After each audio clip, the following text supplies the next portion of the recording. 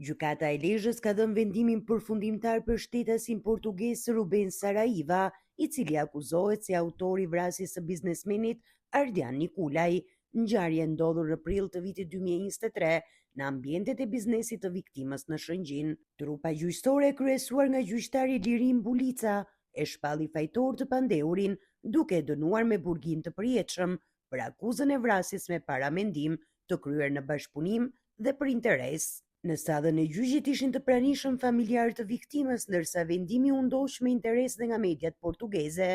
Menjëherë pas shpalljes së vendimit, avokati mbrojtës Kujtim Cakrani deklaroi se ky vendim ishte i pritshëm, por sipas tij, i ndikuar nga opinioni publik dhe jo nga provat e paraqitura në gjykat, ai bëri me dije se vendimi do të ankimohet në shkallët më të larta të gjyqësorit. Ishte një vendim që ne në fakt e prisnim për shumë arsye, por një nga arsyet është mënyra se si shkoi kjo çështje që në momentin e hetimeve paraprake, në seancë paraprake, por edhe gjatë gjykimit, ku gjykata nuk pranoi shumë prova, shumë kërkesa tonat, të cilët ishin kërkesat procedurale për të zbarur rrethanat e ngjarjes.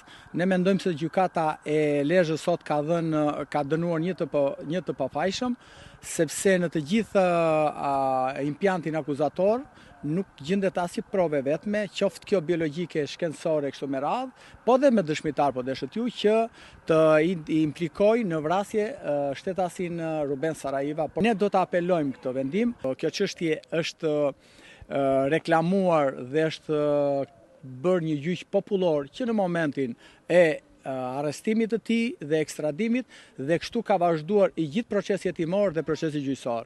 Ne mendojmë dhe shpresojmë që gjykata e apelit do të ketë një vendimarrje ndryshe. Avokati shtoi gjithashtu se ka komunikuar me klientin e tij pas vendimit, i cili është shprehur i qetë dhe ka mohuar çdo përfshirje në ngjarje, duke deklaruar se do të presë drejtësi në vijim.